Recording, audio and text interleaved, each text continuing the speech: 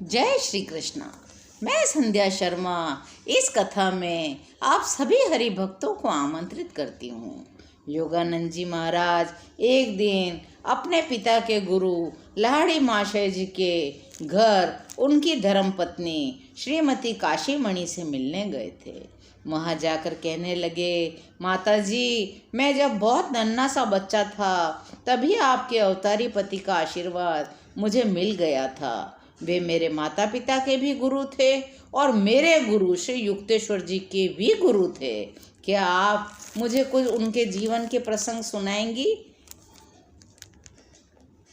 वे बताने लगे, मैं थोड़े समय के लिए बनारस में था, अतः इस पूज्य महिला से मिलने की अपनी चिरकालीन आकांक्षा पूर्ण कर रहा था। बनारस के गरुड़ेश्वर मोहल्ले में लाहिड़ी परिवार के घर में उन्होंने अत्यंत प्रेम से मेरा स्वागत किया। इतनी वृद्ध होने पर भी वे कमल की तरह खिली हुई थी। आध्यात्मिक सुगंध उनसे निसरत होती थी। उनका शरीर मध्यम आकार का, गौर वर्ण का, गर्दन पतली, नेत्र विशाल और तेजस्वी थे। वे बोली, तुम्हारा स्वागत है बेटा, आओ ऊपर चलें। माताजी मुझे अपने साथ एक छोटे से कमरे में ले गई जहाँ कभी वे अपने पति के साथ रहती थी। उस पवित्र स्थान के दर्शन कर मैं धन्य हुआ जहाँ अति द्वितीय गुरु ने वैवाहिक जीवन की मानवीय लीला करना स्वीकार किया था। दयामयी माता ने अपने पास ही एक छोटी सी गद्दी पर बैठने का मुझे संकेत किया। कई वर्षों के पश्चात ही मुझे अपने पति की देवी महानता की पहचान हो पाई थी। वे बताने लगी, एक रात इसी कमरे में मुझे एक स्पष्ट स्वप्न दिखा। तेजस्वी देवता अकल्पनीय मोहकता के साथ मेरे सिर के ऊपर हवा में तैर रहे थे। वह दृश्य इतना वास्तविक लग रहा था कि मैं तत्काल जाग उठी। बड़ी अद्भुत बात तो यह थी कि कमरा दीप्तिमान प्रकाश से चमक गया था। मेरे पतिदेव पद्मासन में स्थित कमरे के बीचों बीच देवताओं से घिरे हवा में थे। अत्यंत विनम्रता के साथ देवता दोनों हाथ जोड़कर मेरे पति का पूजन कर रहे थे।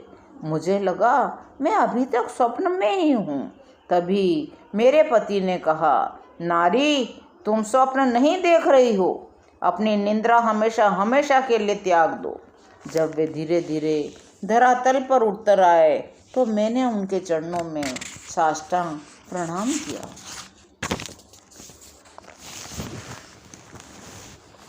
बाद में माताजी कहने लगी, मैंने उनसे कहा, मेरे गुरुदेव, मैं आपके चरणों में बार बार प्रणाम करती हूँ। मैंने अब तक आपको अपना पति माना, क्या आप मुझे क्षमा करेंगे? मैं ये जानकर लज्जा से मरी जा रही हूँ। एक दिव्य रूप से जागृत पुरुष के साथ रहते हुए भी मैं अज्ञान की ही नींद में सोती रही। इस रात से अब आप मेरे पति नहीं, गुरु हैं। क्या आप इस तुच्छ अबला को अपनी शिष्या के रूप में स्वीकार करेंगे? मुझे गुरुदेव ने प्रेम स्पर्श किया। पवित्र आत्मा, उठो, तुम्हें स्वीकार किया जाता है। उन्होंने देवताओं की ओर संकेत किया और कहा, इन पूज्य संतों में से हर एक को बारी बारी से प्रणाम करो। मैंने विनम्रता से सबको प्रणाम कर लिया। एक साथ सभी देवताओं की वाणी गूंजी जो पावन वेद घोष के समान थी। हे इस दिव्य पुरुष की अर्धांगिनी, आप धन्य हैं। हम सब आपको प्रणाम करते हैं। उन सब ने मेरे चरणों में प्रणाम किया। आश्चर्य के साथ उनके शरीर अदृश्य हो गए। कमरे में अंधेरा छा गया। काशीमणि जी बोल रही थी, मुझसे मेरे गुरुदेव ने क्रिया योग दीक्षा लेने के लिए कहा। मैंने कहा, निसंदेह, मुझे खेद है, मैंने इससे पहले ही यह सौभाग्य क्यों नहीं प्राप्त कर लिया। गुरुदेव ने मुझे क्रिया योग की विधि बताई। उस रात के बाद लाहड़ी महाशय फिर मेरे कभी कक्ष में नहीं सोए। वे उसके बाद कभी सोए ही नहीं। वे दिन रात नीचे सामने के कमरे में अपने शिष्यों के साथ ही रहते थे। योगानंद जी कहते हैं, इतना बताने के बाद माता काशीमणि चुप हो गई। उस महान योगी के साथ उनके संबंध की अद्वितीयता को समझते हुए मैंने झिझकते हुए उनसे कुछ और घटनाएं बताने का अनुरोध किया। माता हंसकर बोली, तुम बहुत लालची हो बेटा। अच्छा, एक कहानी मैं तुम्हें अवश्य बताऊंगी। यहाँ मैं अपने एक पाप को भी स्वीकार करूंगी जो मैंने अपने गुरुपति के विरुद्ध किया था। मेरी दीक्षा के कुछ महीने बाद मैं असहाय और उपेक्षित अनुभव कर रही थी।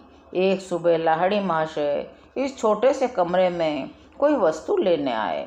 मैं तुरंत उनके पीछे यहाँ पहुँच गई। माया के वशीभूत होकर मैंने उन्हें बेहद कटु शब्दों में संबोधित किया। आप अपना सारा समय शिष्यों के साथ बिताते हैं, अपनी पत्नी और बच्चों के प्रति आपके दायित्वों का क्या? मुझे खेद है कि परिवार के लिए अधिक धन एकत्र करने में आपको कोई रुचि नहीं है। गुरुदेव ने एक पल के लिए मुझे निहारा, फिर वे अदृश्य हो गए। विस्मय चकित और भयग्रस्त मुझे एक दिव्य वाणी कमरे में प्रत्येक भाग से गूंजती सुनाई दी, मैं यहाँ हूँ। यह उत्तर मेरे ही ऊपर से आया। मैंने ऊपर दृष्टि घुमाई तो गुरुदेव को हवा में प्रकट होते देखा। उनका सिर छत को छू रहा था। उनकी आंखें चौंधिया देने वाली अग्नि ज्वालाओं के समान थी। जब वे चुपचाप जमीन पर उतर आए तो मैंने भय से ग्रसित होकर सिसकते हुए उनके चरणों में लेट गई। उन्होंने कहा, नारी, तुच्छ सांसारिक चमक धमक की नहीं, दिव्य परम धन की इच्छा करो।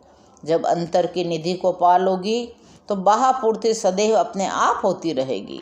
फिर उन्होंने कहा, मेरा एक आध्यात्मिक पुत्र तुम्हारी व्यवस्था कर देगा। मेरे गुरु के शब्द सत्य तो सिद्ध होने ही थे। एक शिष्य हमारे परिवार के लिए काफ़ी धन दे गया। मुझे अपना अद्भुत अनुभव बताने के लिए मैंने माता काशीमणि का धन्यवाद किया। दूसरे दिन मैं उनके घर फिर गया। कई घंटों तक उनके 2 पुत्र 3 कौड़ी और 2 कौड़ी लाहड़ी के साथ ज्ञान चर्चा का आनंद लेता रहा। भारत के महान योगी के ये दोनों संतवत बेटे अपने पिता के ही आदर्श पद चिन्हों पर चल रहे थे। दोनों ही बड़े सुंदर, गौरवर्ण, लंबे कद के और सुदृढ़ कद काठी के थे। घनी दाढ़ी रखते थे। दोनों की आवाज़ें बड़ी सौम्य थी। लाड़ी महाशय की पत्नी ही उनकी इकलौती शिष्या नहीं थी। सैकड़ों अन्य महिलाएं भी उनकी शिष्याएं थीं, जिनमें से एक मेरी माँ भी थी। योगानंद जी बता रहे थे, एक बार एक शिष्या ने लाड़ी महाशय से उनकी एक फ़ोटो मांगी। उन्होंने उसे एक फ़ोटो देते हुए कहा, यदि इस फोटो को तुम अपना रक्षा कवच मानोगी तो यह रक्षा कवच ही सिद्ध होगा, नहीं तो ये एक चित्र मात्र ही रहेगा। कुछ दिन पश्चात वही शिष्या लाड़ी महाशय की बहू के साथ एक टेबल के पास बैठकर भगवत गीता का अध्ययन कर रही थी। टेबल के पीछे लाड़ी महाशय जी की वही फोटो टंगी हुई थी। अचानक भयंकर आंधी शुरू हो गई। बिजलियां चमकने लगी। लाड़ी महाशय, हमारी रक्षा करो। दोनों महिलाएं, सास और बहू, फोटो के सामने नतमस्तक हो गई। तभी टेबल पर पड़ी पुस्तक पर बिजली गिरी। उन दोनों को कोई चोट नहीं पहुंची। मुझे ऐसा लगा मानो उस तीव्र उष्णता से बचाने के लिए मेरे चारों ओर बर्फ की दीवारें खड़ी कर दी गई थी। उस शिष्या ने बाद में बताया, लाड़ी महाशय ने अपनी एक शिष्या अभया से संबंधित भी 2 चमत्कार किए। एक दिन अभया अपने पति के साथ, जो कलकत्ता में वकील थे, गुरु के दर्शन के लिए काशी जाने के लिए निकली। अति व्यस्त यातायात के कारण घोड़ा गाड़ी स्टेशन पर देर से पहुंची। जिस समय वे लोग हावड़ा स्टेशन पर पहुंचे, काशी जाने वाली ट्रेन चलने के लिए सीटी दे रही थी। अभया टिकट घर के पास चुपचाप खड़ी हो गई। मन में प्रार्थना करने लगी, हे गुरुदेव, हे लाड़ी महाशय, इस गाड़ी को कृपा करके रोक दीजिए। आपके दर्शन के लिए एक दिन और रुकने की कसक मैं नहीं सह सकती। छुक छुक करती गाड़ी के पहिए गोल गोल घूमते रहे, पर गाड़ी आगे नहीं बढ़ी। गाड़ी का ड्राइवर और दूसरे यात्रीगण भी इस अद्भुत घटना को देखने के लिए प्लेटफार्म पर उतर पड़े। रेलवे का एक अंग्रेज गार्ड अभया और उसके पति के पास आया। बोला, बाबू पैसा मुझे दे दीजिए, मैं आपके टिकट लेता हूँ। तब तक आप लोग गाड़ी में चढ़िए। जैसे ही वह दंपत्ति गाड़ी में बैठ गए, उनके टिकट उनके हाथ में आ गए और ट्रेन धीरे धीरे सरकने लगी। लाड़ी माशे के घर पहुंचने पर लाड़ी माशे अभया से बोले, अभया, अपने आप को संभालो, मुझे कष्ट देने में तुम्हें कितना आनंद आता है। क्या तुम अगली गाड़ी से नहीं आ सकती थी? अभया एक अन्य स्मरणीय अवसर पर भी लाड़ी माशे के पास आई थी। आज की कथा यहीं विश्राम लेती है। कल की कथा सुनने के लिए चैनल को सब्सक्राइब करिए और मेरे साथ बोलिए,